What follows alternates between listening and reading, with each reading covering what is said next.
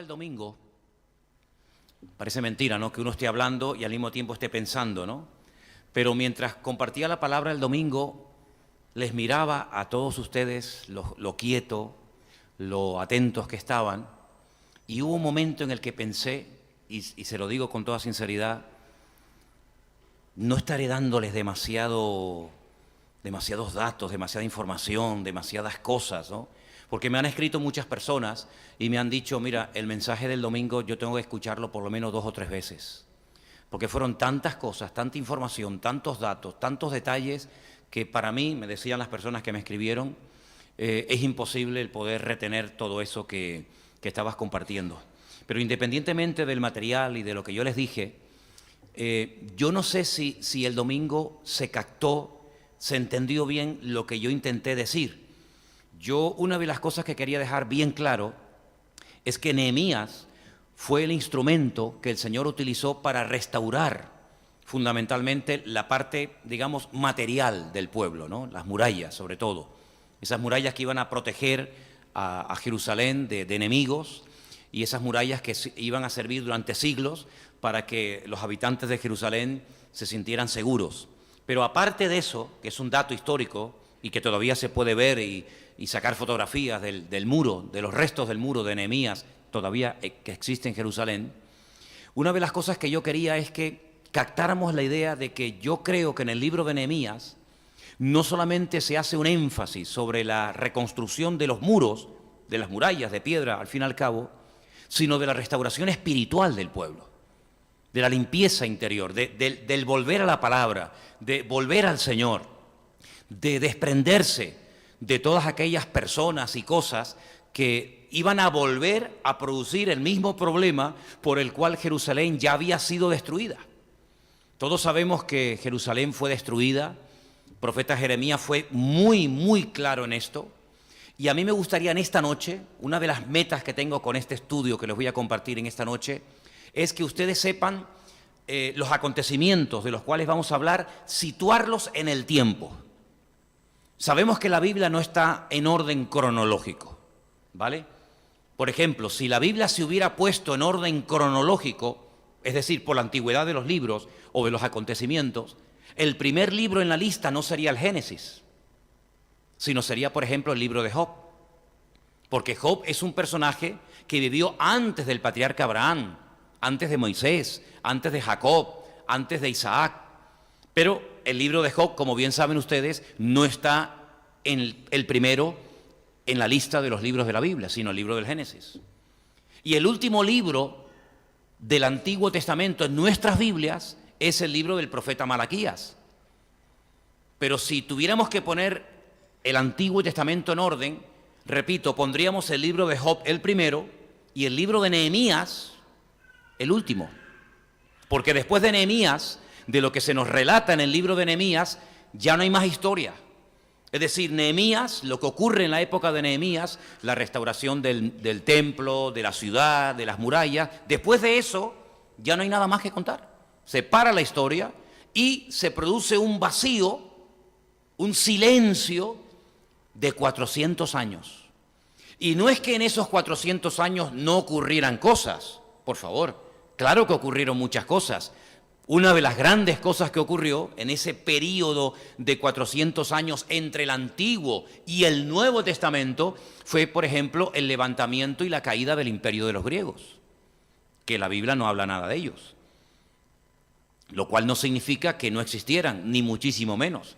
Los griegos ejercieron una influencia tremenda sobre Israel, conquistaron el mundo a través de Alejandro Magno, conquistaron, por supuesto, Israel, la ciudad de Jerusalén, no destruyeron el templo como había hecho Nabucodonosor, pero lo convirtió en una especie de gimnasio y de templo pagano.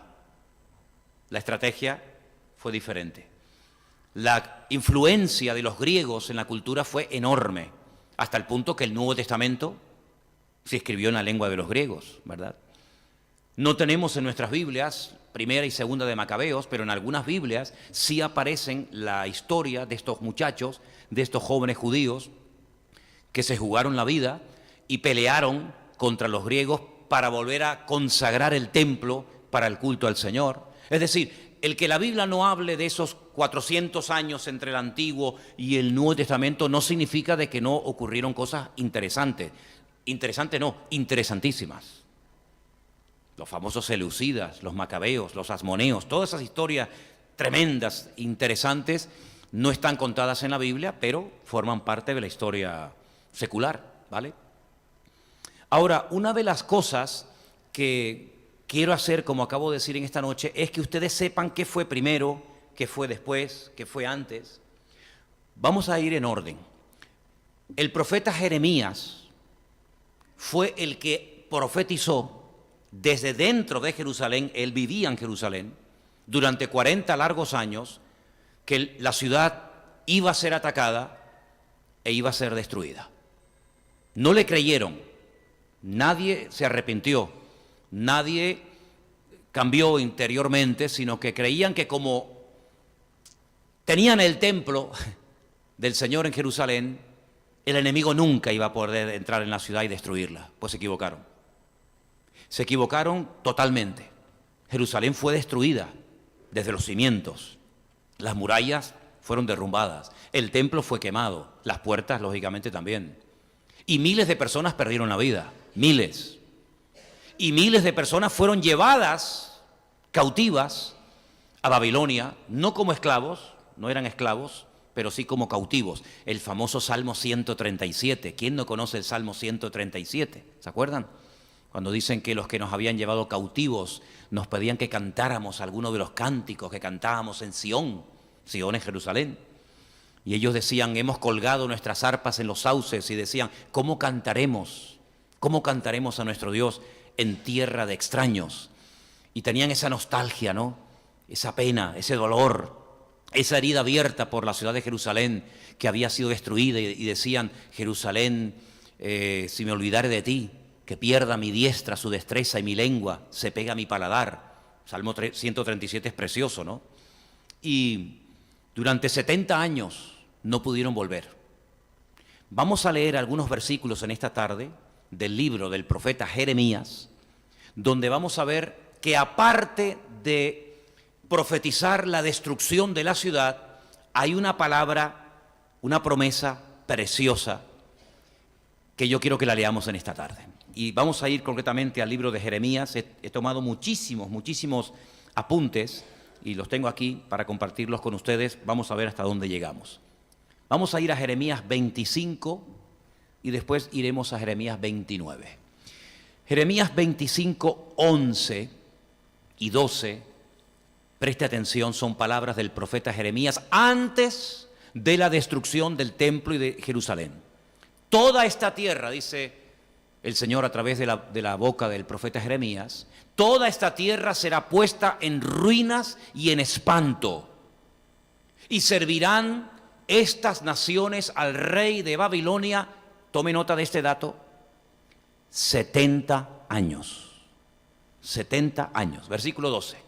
Cuando sean cumplidos los 70 años, castigaré al rey de Babilonia y aquella nación por su maldad, ha dicho el Señor, y la tierra de los caldeos, y la convertiré en desiertos para siempre.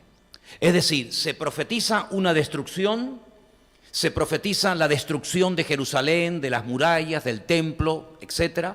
Pero al mismo tiempo se le dice al pueblo que después de 70 años podrían otra vez volver y restaurar la ciudad, las murallas, el templo, la vida religiosa, etcétera, etcétera. Quédense con ese dato, 70 años. Jeremías, capítulo 29, versículo 10. Porque así ha dicho el Señor, cuando en Babilonia se cumplan los 70 años, yo os visitaré. Despertaré sobre vosotros mi buena palabra para haceros volver a este lugar. Así que tenemos en Jeremías 25 y en Jeremías 29 las dos promesas de la restauración, del retorno de las tribus del sur otra vez a su tierra. ¿Por qué digo las tribus del sur? Está bien con eso. ¿Por qué digo las tribus del sur? Porque, como bien saben ustedes, Israel estaba compuesta por 12 tribus. Las 10 tribus del norte se separaron en un momento determinado de las tribus del sur y adoptaron el nombre de Israel. Y la capital de las tribus del norte, la capital del reino de Israel, era Siquén, que era la capital de Samaria, ¿vale? Y las 2 tribus que quedaron abajo en el sur era la tribu de Judá, y dentro de la tribu de Judá, la tribu de Benjamín, ¿vale? Así que saltabas de una calle a otra, y en una calle estabas en la tribu de Judá, y en otra calle, un metro más adelante, estabas en la tribu de Benjamín. De hecho, hasta el templo, la mitad pertenecía a la tribu de Benjamín y la mitad pertenecía a la tribu de Judá, ¿vale? Las tribus del norte fueron atacadas y nunca más volvieron a su tierra, nunca más volvieron. Se conocen como las famosas tribus perdidas.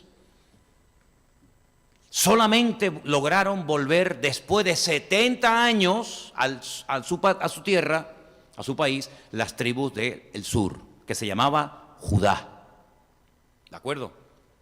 Así que el país durante mucho tiempo se enfrentó, el norte contra el sur, en una especie de guerra civil, hermanos contra hermanos. El norte contra el sur, Israel contra Judá. Las tribus del norte desaparecieron, solamente Dios sabe dónde están.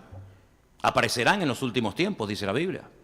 En el libro del Apocalipsis dice que 12.000 miembros de cada una de las tribus de Israel se convertirán al Mesías y serán los que van a evangelizar al pueblo de Israel durante el período que conocemos como la Gran Tribulación. 12.000 de cada tribu, un total de 144.000. Que los testigos de Jehová saben que le dan una explicación muy particular, ¿vale? Gracias, escuchen bien este dato, esto es impresionante, gracias a que las tribus del sur regresaron, pudo nacer el Señor Jesucristo. Porque el Señor Jesucristo era de la tribu de Judá. Y si Judá no hubiera regresado del cautiverio en Babilonia, el Señor no hubiera podido nacer en Belén de Judea. Si no hubiera nacido en Babilonia, o sabe Dios dónde. Pero la palabra decía que Él sería de la tribu de Judá, por parte de padre y por parte de madre, y que nacería en un pueblo que le pertenecía al territorio que se le asignó a la tribu de Judá. Y ese territorio, ese pueblecito era Belén, Betlehem, la casa del pan, Belén de Judea, ¿vale? Ahora, cuando retornan después de los 70 años, empieza la vida de cero. Ahora, hemos leído los versículos de Jeremías, donde se profetizaban los 70 años de cautiverio y el retorno. Vamos a ir al libro de Daniel, el libro de Daniel, capítulo 9, versículos 1 y 2, Daniel capítulo 9, versículos 1 y 2, y vamos a ver algo muy interesante. Daniel capítulo 9, ¿lo tienen? Versículo 1 y 2. En el año primero de Darío, hijo de Asuero, para los que están documentados en la historia, este Asuero que se menciona aquí no es el Asuero que se menciona en el libro de Esther. Se llaman igual, pero lógicamente hay una diferencia de 100 años entre uno y otro, ¿vale? Para que no digan, uy, este Asuero, ¿cuánto vivió? Es como los Herodes. ¿Cuántos Herodes había? Unos cuantos. Entonces, en el año primero de Darío, hijo de Asuero, de la nación de los Medos, que vino a ser el rey sobre el reino de los caldeos, en el año primero de su reinado, yo, Daniel, dice aquí la versión Reina Valera, miré atentamente en los libros el número de los años de que habló el Señor al profeta Jeremías, que habían de cumplirse las desolaciones de Jerusalén en 70 años. Hermanos, tenemos constancia bíblica, podemos afirmar con toda seguridad que por lo menos el rollo, el pergamino del profeta Jeremías se lo llevaron a Babilonia. Yo estoy convencido que se llevaron muchos más. Toda la Torá se la habrán llevado y muchos salmos, ¿verdad?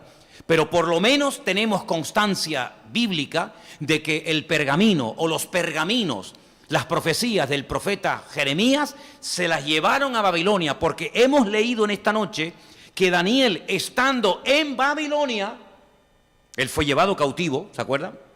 Miró atentamente en los libros, y dicen qué libros estaba leyendo. En el libro del profeta Jeremías. Qué interesante, ¿eh?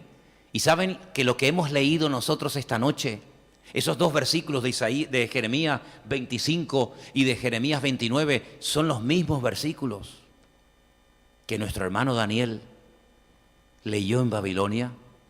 Es impresionante, ¿eh? ¿No te animas con esto? Es alucinante saber que lo que yo acabo de leer ahora, hace 2500 años, un hombre en Babilonia llamado Daniel leyó exactamente lo mismo que hemos leído nosotros en esta noche. Dice la versión Reina Valera, yo Daniel miré atentamente en los libros. Hay muchas versiones de la Biblia en todos los idiomas del mundo, por supuesto en español también. Pero esta traducción, concretamente este versículo, no otros, pero concretamente la versión Reina Valera, que es la que solemos utilizar nosotros en la iglesia, esta traducción no es correcta del todo. Porque en el texto original, y lo he leído, no dice que miré atentamente en los libros, sino dice literalmente, entendí en los libros. Es decir, Daniel entendió que el tiempo se acercaba de la liberación del cautiverio babilónico. Lo entendió. 70 años profetizó Jeremías. ¿Y cuánto tiempo llevamos aquí? Y él comenzó a orar, y la oración de Daniel capítulo 9 es impresionante, ¿eh? Yo creo que es una de las más bonitas, junto con otra que hace también, si no me equivoco, en el capítulo 9 de Esdras.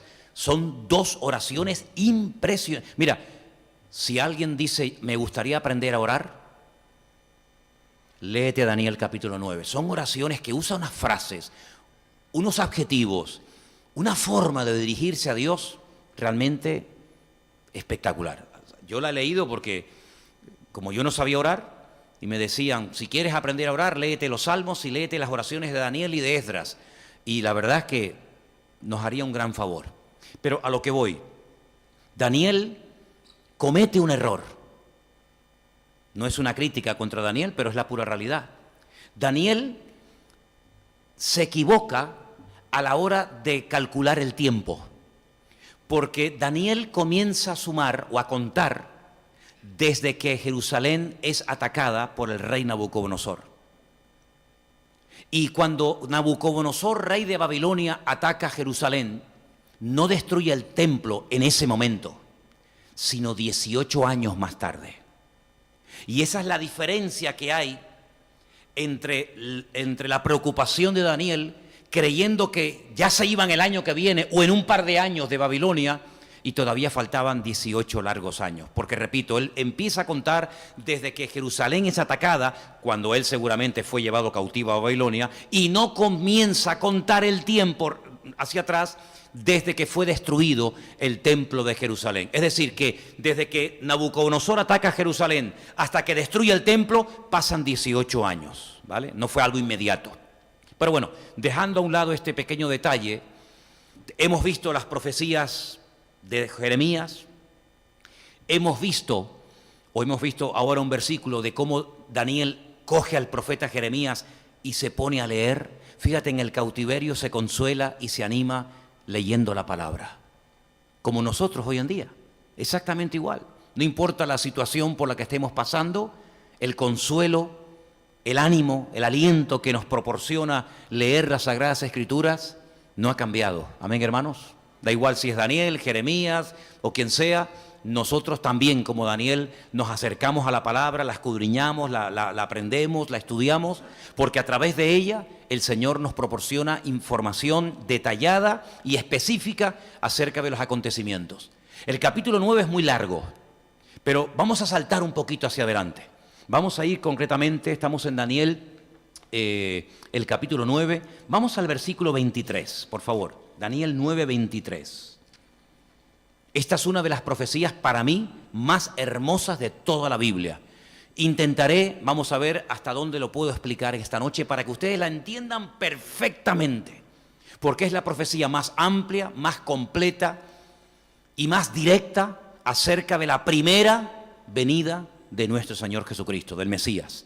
Verso 23, casi ya está orando, terminando la oración, y dice que se le presenta Gabriel, el arcángel Gabriel, el mismo que se le presentaría a María para anunciarle el nacimiento de Jesús.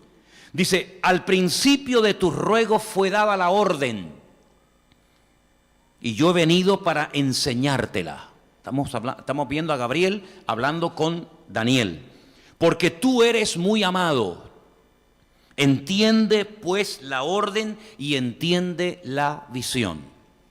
Es tan profunda la palabra que va a recibir ahora que tiene que venir el arcángel Gabriel para explicarle y darle una serie de información muy interesante. Pero lo primero que le dice es, llevas mucho tiempo orando.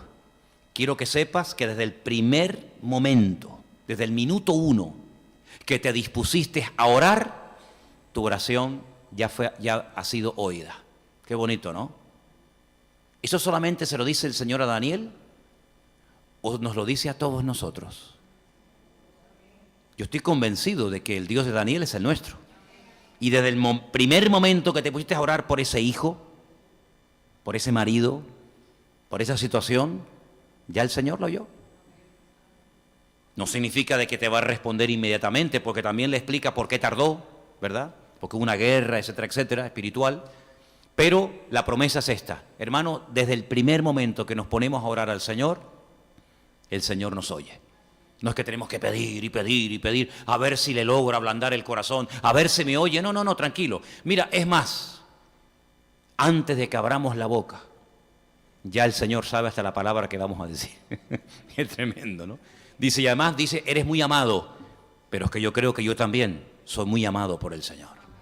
Yo creo que a mí el Señor me ama con locura. Y a ti también, ¿vale? ¿Sí? Escucha bien, 70 semanas están determinadas sobre tu pueblo y sobre tu santa ciudad. ¿Cuál era el pueblo de Daniel? Su pueblo era el pueblo de Israel. ¿Y la santa ciudad de Daniel cuál era? La ciudad de Jerusalén. Luego, lo que te voy a dar ahora como información es para tu pueblo y para tu santa ciudad, para tu amada y querida ciudad de Jerusalén. La expresión 70 semanas están determinadas, en hebreo dice, 70 semanas han sido cortadas. Es decir, Dios en la historia, en toda la historia que la conoce de principio a fin, hace un corte y dice, como una tarta, ¿no? Cuando te regalan una tarta, una torta, cortas el trozo que te vas a comer, el otro lo deja, ¿sí o no?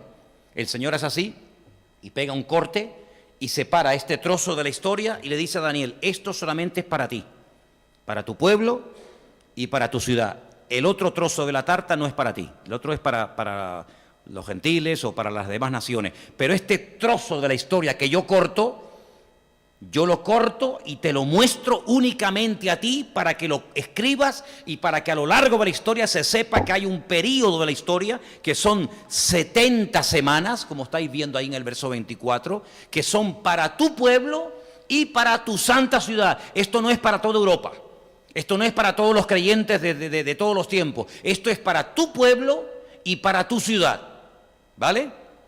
70 semanas, ahora explicaremos eso. Están cortadas, están determinadas, están decididas sobre tu pueblo y sobre tu santa ciudad. ¿Para qué? Ahí viene la respuesta. Número 1, para terminar con la prevaricación. Por eso muchas veces hay que utilizar un diccionario secular, aparte de un diccionario bíblico, para saber qué es lo que significa cada una de estas palabras.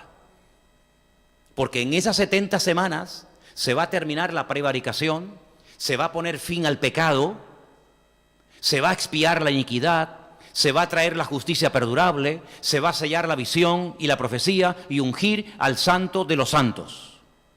Todo eso va a ocurrir en este periodo de 70 semanas. ¿Se ha terminado ya con el pecado? ¿Verdad que no? ¿Se ha terminado ya con la iniquidad? Entonces este tiempo aún está en vigor. No se ha cumplido todo, porque si no, aquí falla algo. Si la profecía dice que en un periodo de 70 semanas se va a terminar con el pecado, pues hermanos, cada día estamos viendo más pecado. Y sería una contradicción con lo que Jesús enseñó en Mateo 24, cuando Él dice que la maldad irá en aumento. Si dice aquí que va a terminar con el pecado en 70 semanas y la maldad va en aumento, ¿cómo encajamos, cómo entendemos todo esto? Vais a ver. Y ungir al santo de los santos. No me lo cambies. Miren, al final de la frase, ¿veis? Ungir al santo de los santos, ¿lo veis? Ahí hay algo que no encaja. Y es que los traductores, el traductor de la versión Reina Valera, ojo, no están todas las Biblias igual, ¿eh? Yo he consultado con 10 o 12 traducciones diferentes y no dice exactamente así, sino les voy a decir lo que dice. La última frase, ungir al santo de los santos, si os dais cuenta, la palabra santo aparece en mayúscula, como dando a entender que en este periodo de 70 semanas se ungiría ¿a quién? Al Señor Jesucristo, ¿sí o no? Porque pone al santo de los santos. ¿Te dan cuenta? Pero en el texto original no dice al santo, dice al santo de los santos, pero hace referencia al lugar santísimo, que se llamaba el lugar santísimo y que en español pone el lugar santo de los santos. Aunque también vamos a ver algo muy interesante acerca de cómo en un momento determinado al Señor Jesucristo se le compara con el lugar santísimo. Pero no está en mayúscula lo de santo, porque en hebreo, lo he dicho 1.000.000 de veces, no existen palabras mayúsculas, todas tienen el mismo tamaño, ¿vale? Para que nos entendamos. Seguimos leyendo el versículo siguiente. Sabe pues y entiende, dos verbos, sabe y entiende. Hay gente que sabe muchas cosas pero no las entiende. Y Gabriel no solamente viene para que sepas esta información y la tengas, sino para que la sepas y para que la entiendas. Tú tienes que saberla y tienes que entender que ahora viene ahí algo muy importante. Os estoy compartiendo esta tarde la profecía más profunda e interesante de toda la Biblia. Yo estoy convencido que hay miles de cristianos que no han oído en la vida el estudio que ustedes están a punto de escuchar esta noche. Sabe pues y entiende que desde hasta min ad, esas dos preposiciones son tan importantes en la Biblia porque te delimita el espacio. Te dice desde aquí hasta aquí. Limita el tiempo y limita el espacio. Aquí limita el espacio, y ahora vamos a ver en otro versículo muy rapidito cómo te limita el tiempo y el espacio. Sabe pues y entiende, sígame, que desde la salida de la orden, en el texto original dice de la salida de la palabra, desde la salida de Dabar, desde la salida de la palabra, para restaurar y edificar, dos verbos, no es lo mismo restaurar que edificar, son dos cosas diferentes, las veremos. Para restaurar y edificar a Jerusalén hasta el Mesías. El artículo no aparece en el texto original, pero en español es importante ponerlo. Hasta el Mesías príncipe habrá 7 semanas y 62 semanas, y se volverá a edificar la plaza y el muro en tiempos angustiosos. 62 y 7, porque ahí pone 7 más 62, ¿cuánto es?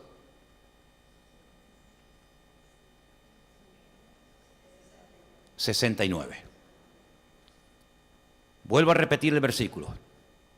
Sabe pues y entiende que desde, ahí empieza, desde la orden, desde la salida de la orden de la palabra.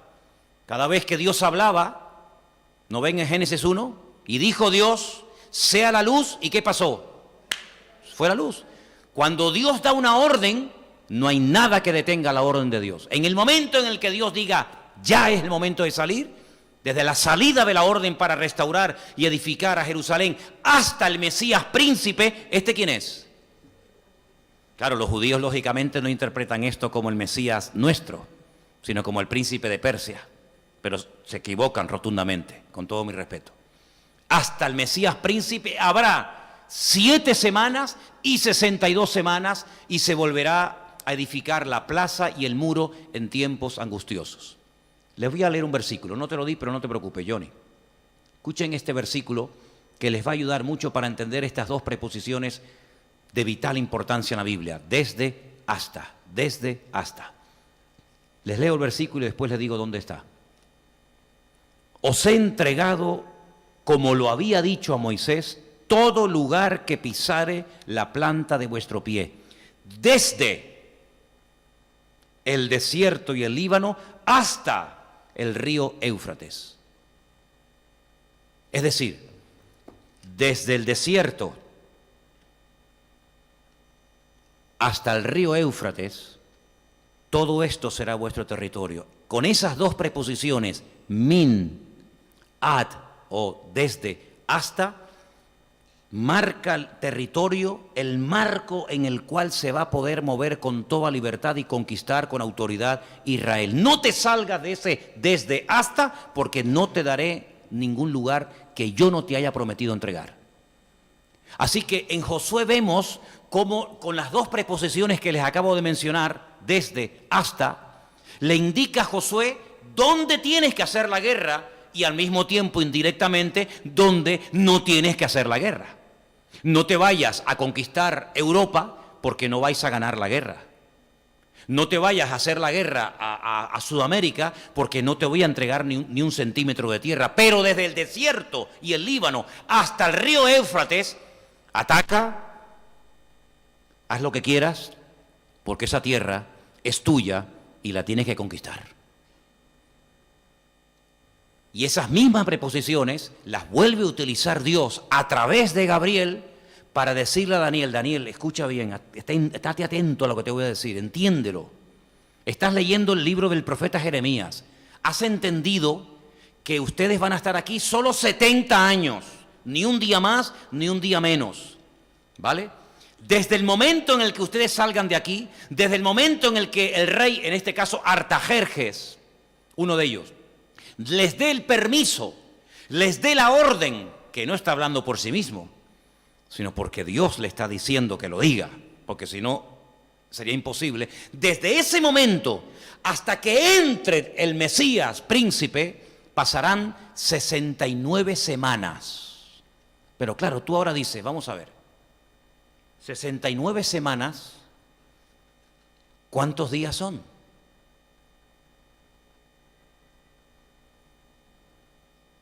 ¿49 más 434? ¿Alguien tiene una calculadora ahí, por favor? 49, que son 7, más 62 por 7, que son 434, ¿cuánto es? 434 más 49, 483. ¿Por qué hemos hecho este cambio de días o de semanas o de años? Porque os tengo que explicar algo que es de vital importancia. Ustedes seguro que se podrían aprender estas palabras que yo les voy a decir ahora, seguro que sí. Por ejemplo, fijaros que la palabra semana en español no tiene la misma raíz del número 7. Yo digo 7, o séptimo, y digo semana, y no tienen la misma raíz. No tiene nada que ver una cosa con otra. Pero en hebreo es muy importante las raíces de las palabras, porque las raíces de las palabras nos indican que tienen un mismo origen. Si yo digo, por ejemplo, la palabra Sheva, ¿Sheva qué es? El número 7. Y Shabuim, 7. Y Shavuot, semanas. ¿Os dais cuenta cómo casi suena igual? Sheva, Shabuim, Shavuot, está todo con la misma raíz. Es como si yo planto una semilla y de esa semilla solamente puede salir lo que el código genético de esa semilla ordena que salga. Si yo pongo una semilla de cualquier legumbre, no me va a salir otra. Exactamente igual ocurre en la Biblia. Cuando vamos al tiempo profético de la Biblia, el tiempo es totalmente diferente al nuestro. ¿En qué texto nos podemos basar para demostrar que el tiempo profético en la Biblia es diferente al calendario que nosotros utilizamos? Porque dicho sea de paso, para nosotros es muy importante nuestro calendario. Sí, claro. Pero es que hay un montón de calendarios que existen en el mundo. El calendario de los judíos no es el nuestro. El calendario de los chinos no es el nuestro. El calendario de los árabes no es el nuestro. El calendario de los indios no es el nuestro. El calendario de los persas no es el nuestro. Es decir, hay un montón de calendarios. ¿Y cuál es el calendario de Dios? ¿El nuestro? No puede ser el nuestro, por una sencilla razón. Porque nuestro calendario lo mandó a hacer un papa. El Papa Gregorio. Y en los tiempos del profeta Daniel, el Papa Gregorio y el cristianismo no existía. Por lo tanto, ¿cómo se contabilizaba el tiempo en los tiempos de Daniel? Totalmente diferente a cómo se contabiliza el tiempo en nuestros tiempos actuales, ¿sí o no? Por lo tanto, para poder entender este mensaje de las 70 semanas están determinadas sobre tu pueblo y sobre tu santa ciudad, hay que meternos en el tiempo de la Biblia, porque el tiempo en la Biblia es completamente diferente al nuestro. Y por eso Daniel, cuando leía al profeta Jeremías, él sacaba conclusiones en base al tiempo de la Biblia y no en base al tiempo de un calendario creado e inventado por un ser humano. Por ejemplo, en nuestro calendario el año 0 no existe, pero el 0 es un número. Los romanos no utilizaban el 0 como tal, pero luego vinieron los árabes a España, que eran expertos en aritmética y en matemáticas, y ellos nos enseñaron el número 0, y el número 0 es un número muy importante en nuestro idioma. Si no tienes el número 0, automáticamente ya te falta un año. De hecho, nuestro calendario gregoriano o cristiano tiene un error de cálculo. Algunos calculan entre 3 y 4 años de diferencia con el año de la Biblia. ¿Por qué? Porque nuestro calendario está basado en el tiempo del sol. Es un calendario solar, mientras que el calendario bíblico es un calendario lunar. Nuestro año tiene 365 días y el calendario bíblico tiene 360. Hay un desfase. Es más corto el año bíblico que el año cristiano, por así decirlo. ¿Y cómo se arregla ese desfase? Bueno, hay momentos en los que se ha desfasado tanto el tiempo, en los que en Israel se le pone un mes más al calendario para poder ajustarlo con el otro calendario. Y ese año se llama un año o un mes preñado, porque tiene en vez de 12 meses, tiene 13. Pero quiero llevarles al libro de Levítico, por favor. En el libro de Levítico, no sé si te pasé ese versículo, ¿sí? Vamos a verlo. Levítico 25:8. Yo sé que son muchos datos, pero vamos a ir despacito para que podamos entender todo esto. Jeremías profetiza 70 años. Ahora Daniel, leyendo a Jeremías, se da cuenta de que el tiempo se acorta, se acerca. El profeta Gabriel le dice que 70 semanas están determinadas sobre su pueblo y su santa ciudad, pero ¿son realmente semanas de años? Perdón, de días? ¿O son otro tipo de semanas diferentes a las que tenemos en mente nosotros? Ahí lo tienes, la explicación. Contarás 7 semanas de años. 7 veces 7 años. 7 veces 7 años, ¿cuánto es? 49. De modo que los días de las 7 semanas de años vendrán a serte 49 años. Luego, si yo te digo una semana de días, Shabuín Yamín, como lo dice la ley, Shabuín, semanas, Yamín, de días. ¿Cuántos días son? Ok. Pero si no incluyo la palabra Yamín, que es de días, simplemente digo Shabuot o Shabuín, son semanas de años.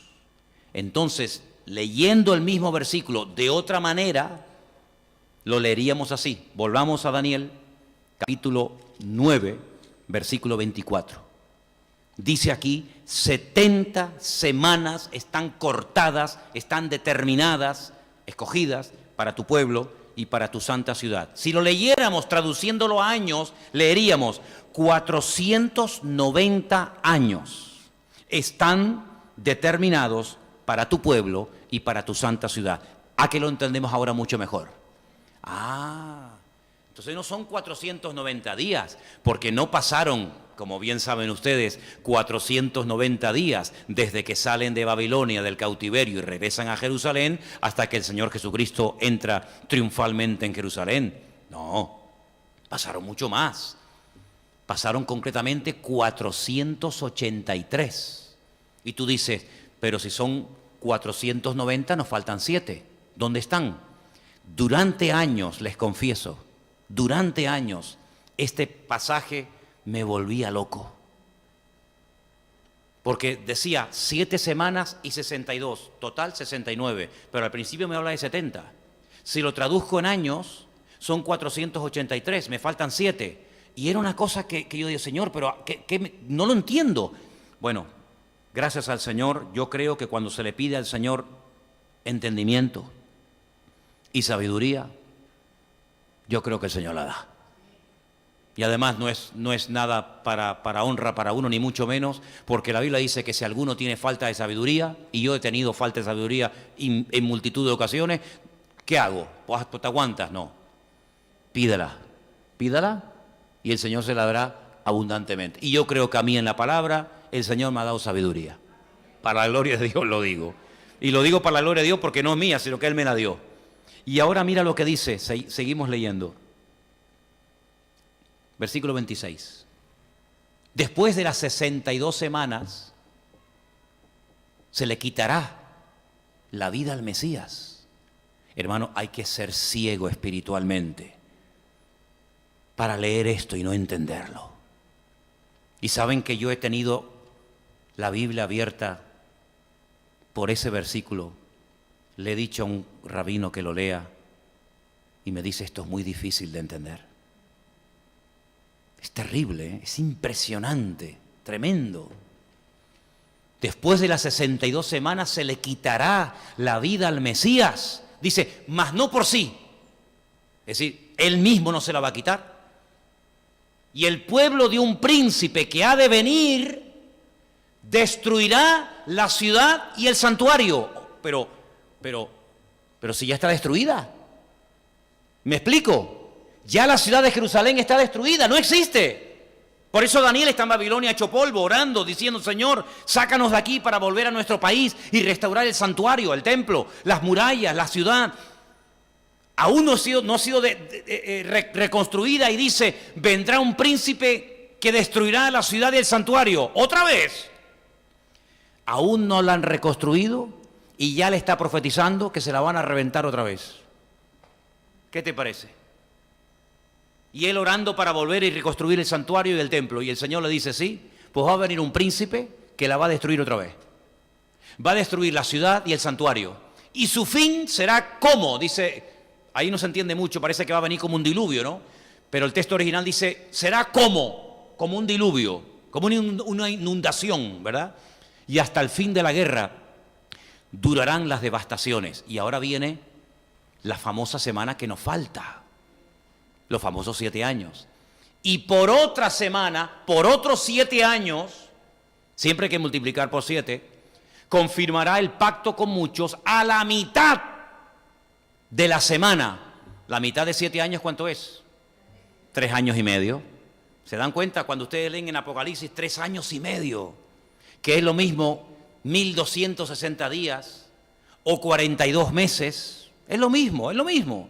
O cuando dice Daniel tiempo, tiempos y la mitad de un tiempo, es exactamente lo mismo. Pues dice que a la mitad de la semana hará cesar el sacrificio y la ofrenda. Después, con la muchedumbre de las abominaciones, vendrá el desolador, hasta que venga la consumación y lo que está determinado se derrame sobre el desolador. Miren, hermanos, Daniel está orando para reconstruir, o para, mejor dicho, para salir y regresar a Jerusalén y reconstruir la ciudad. Y el Señor le está presentando un panorama que le dice, mira, ustedes restauren el templo, ustedes reconstruyan las murallas, pero todo esto otra vez va a ser destruido. Y es que no salen de una para meterse en otra. Aún no han salido de aquí, aún no han puesto ni una piedra sobre una piedra, y ya te estoy diciendo que por mucho que se esfuercen, todo volverá a ser destruido. Y sabes, Daniel, cuando está recibiendo esto, hay momentos en los que él dice que no entendía. Pero ahora nosotros que podemos mirar atrás y decimos, ¿se cumplió o no se cumplió parte de esta palabra profética, Daniel? Totalmente. Pero cuando vamos a Jerusalén y vemos el muro que levantó Nehemías destruido, y vemos que en la explanada de las mezquitas no está el templo, sino un par de mezquitas musulmanas, vemos que todo se ha cumplido literalmente. Otra vez le volvieron a romper el templo, otra vez volvieron a derrumbar las murallas, otra vez volvió a ser destruida y atacada y arrasada Jerusalén, como dijo el Señor al profeta Jeremías. Ahora, al profeta Daniel, perdón. Cuando Nehemías regresa a Jerusalén, ¿su sueño cuál es? Reconstruir la ciudad. Él no dice, bueno, pero si todo esto va a ser destruido, ¿para qué lo construimos? Es como el que dice, ¿para qué voy a hacer la cama si a la noche la voy a tener que deshacer? Hay así de gente, así, no sé, ustedes se ríen, pero yo conozco a algunos y algunas que dicen, pero si esta noche se vamos otra vez a deshacer, déjala ya. Bueno, vamos a dejarlo ahí. ¿Y para qué nos vamos a afeitar? ¿Y para qué nos vamos a duchar? Bueno. Nehemías no está con el pesimismo de decir, bueno, si nos van a reventar otra vez todo, pues ya está, déjalo todo como está. No, hermanos, porque nosotros no vamos a ser responsables delante de Dios por el futuro, pero sí vamos a ser responsables delante de Dios por nuestro presente. Y eso es algo que para mí me ha impactado muchísimo. Porque cuando yo leo la Biblia, veo que Nínive fue destruida 130 años después del profeta Jonás. Pero Jonás fue mandado a Nínive para que predicara y se arrepintieran los ninivitas. Nosotros sabemos que el Señor viene, que todo va a ser destruido, que el anticristo viene, etcétera, etcétera. Pero nosotros no vamos a tener que rendirle cuentas al Señor por el futuro, ni por lo que no podíamos hacer. Pero sí vamos a rendirle cuentas al Señor por lo que sí podemos y debemos hacer. Si mañana viene un terremoto y se cae este edificio, yo sé que a mí el Señor me puso en el corazón que hiciéramos esta obra. Si yo supiera que mañana va a venir un terremoto y rompe todo, pues no sé cómo actuaría, pero lo que está bien claro es que no nos preocupemos por el futuro, sino basta cada día su propio afán. Y eso es vivir actualizado en el Señor cada día. ¿Saben? De vez en cuando nos llegan actualizaciones, ¿sí o no? Nos llega al móvil, actualización la 3.4, la 8.9. Bueno, pero es que es así, la vida es una continua actualización y en la vida cristiana exactamente igual. Tú tienes que vivir actualizado. Y Nehemías dice, bueno, yo no tengo que construir el arca, ese no es mi problema.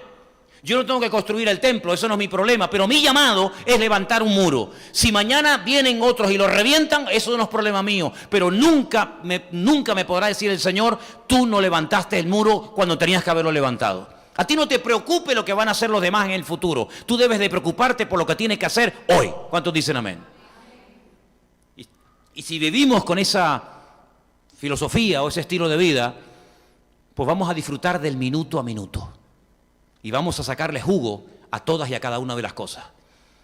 Ponme la lista de las puertas, por favor. Porque ¿de qué sirve construir unas murallas si no se le hacen puertas? Si no se construyen puertas, más que una ciudad está construyendo una cárcel, ¿no? Una muralla es enorme y ahora nadie puede entrar y ahora nadie puede salir. Eso no tiene sentido.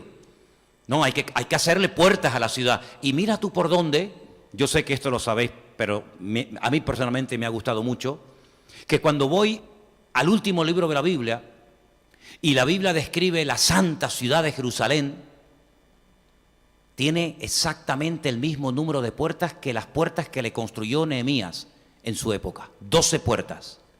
Dice 4 al norte, 3 al norte, 3 al sur, 3 al este y 3 al oeste. Claro, aquí la Nueva Jerusalén tiene puertas de perlas.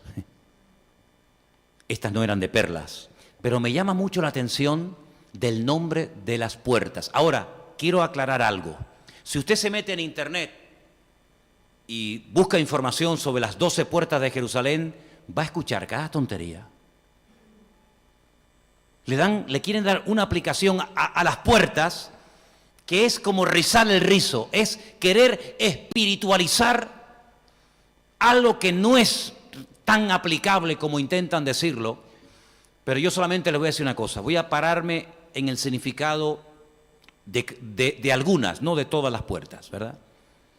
Las primeras 6 puertas se llamaban, la primera la puerta de las ovejas, la segunda la puerta del pescado, la puerta vieja, la cuarta era la puerta del valle, la que daba al torrente de Cedrón, la puerta del muladar, la quinta, la sexta la puerta de la fuente, la séptima la puerta de las aguas, la octava la puerta de los caballos, la número 9 la puerta oriental, la número 10 la puerta del juicio, la 11 la puerta de Efraín y la última la puerta de la cárcel.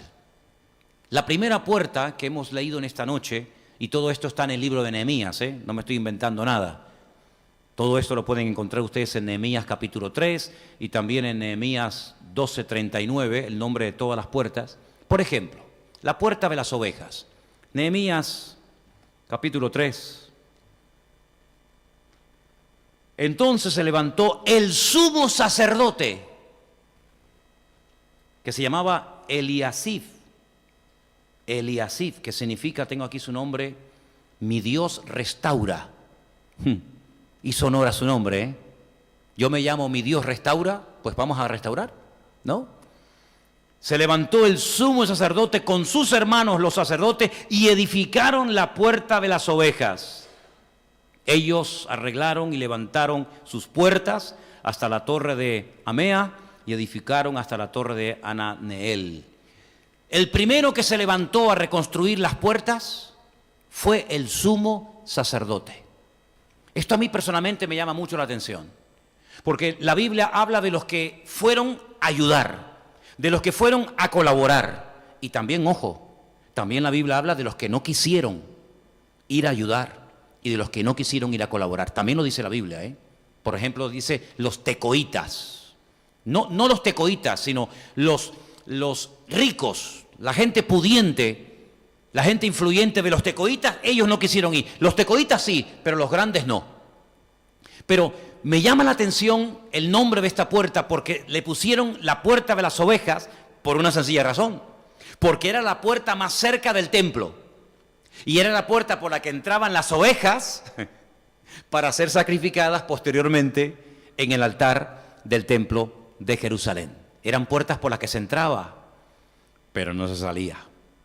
Eran puertas que llevaban a la muerte, al sacrificio. Y como por aquí entran las pobres ovejitas, una detrás de otra, pues qué mejor que llamarle la puerta de las ovejas.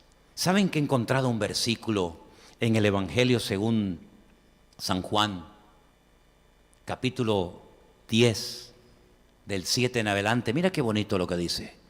Volvió pues Jesús a decirles: de cierto os digo, yo soy la puerta de las ovejas. Qué bonito, Yo soy la puerta de las ovejas. Todos los que antes de mí vinieron, ladrones son y salteadores, pero no los oyeron las ovejas. Yo soy la puerta.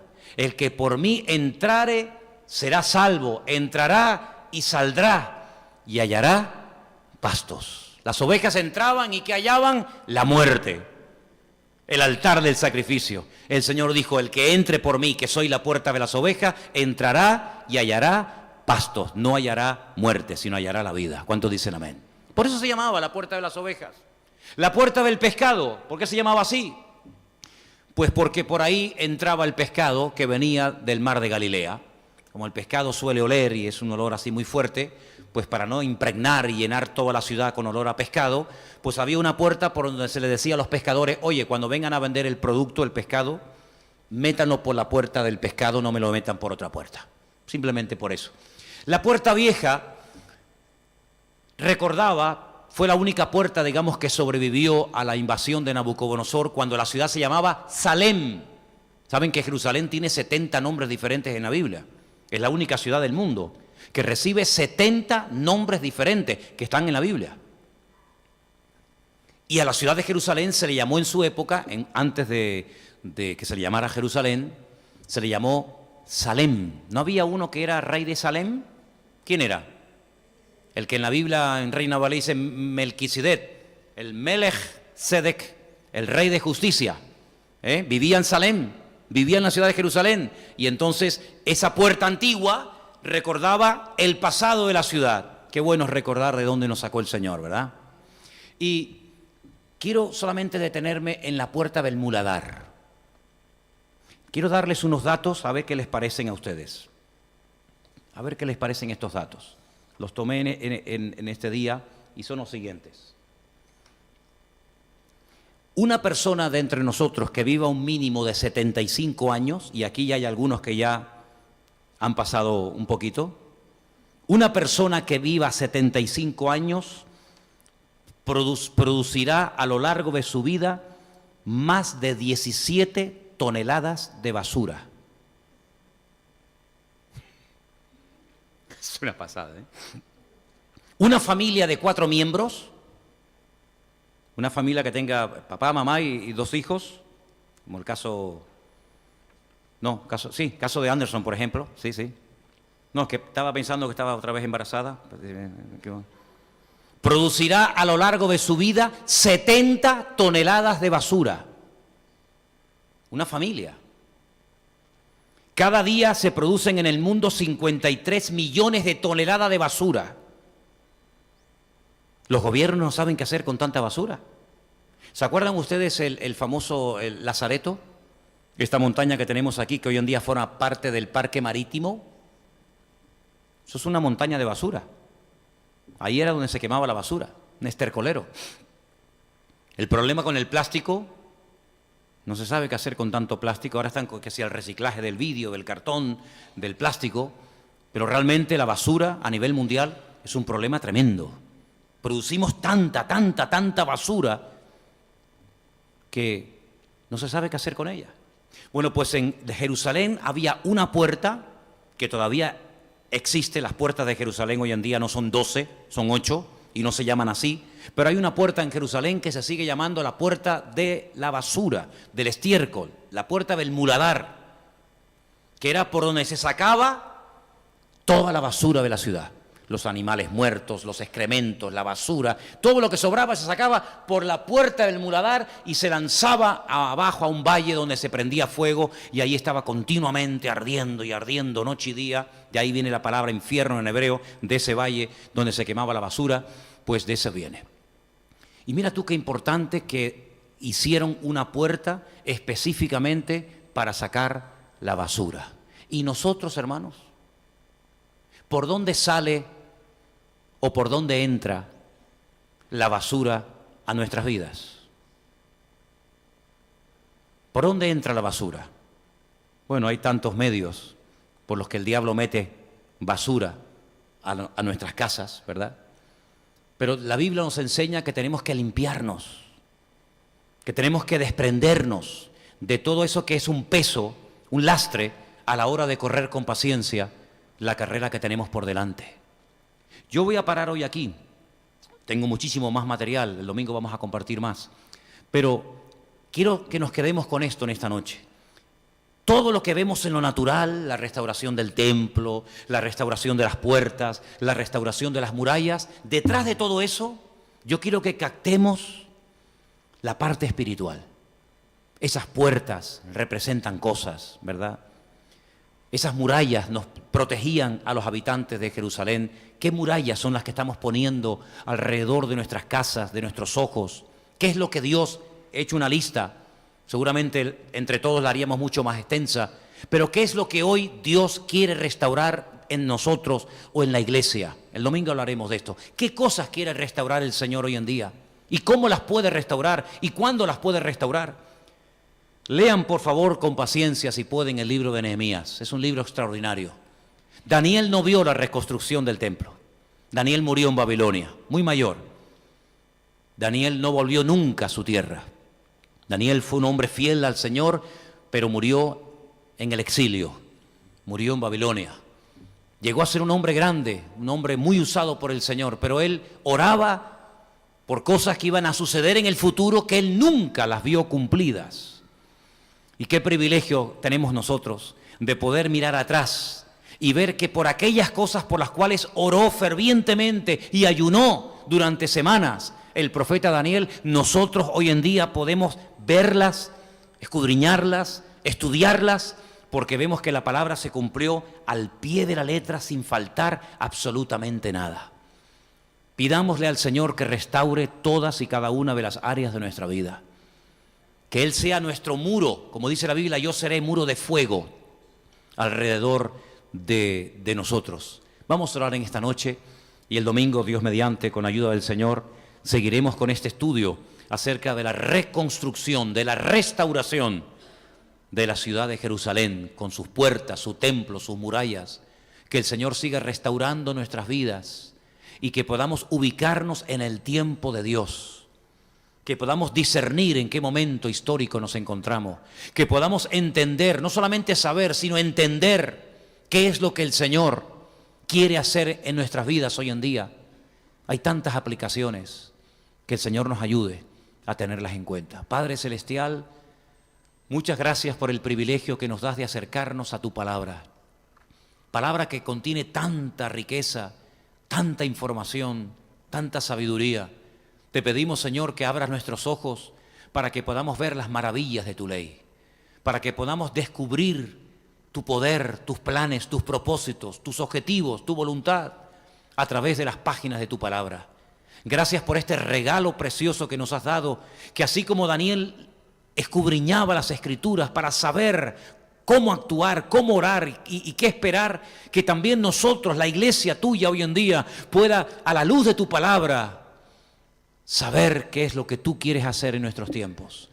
Te damos gracias, Señor, porque tu palabra es viva, es eficaz, nos instruye, nos redarguye, nos reprende, nos anima, nos exhorta, y por eso te damos siempre las gracias y la gloria y la honra por lo bueno que eres.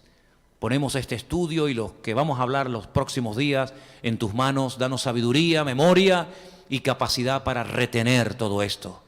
En el nombre precioso de Jesús. Amén.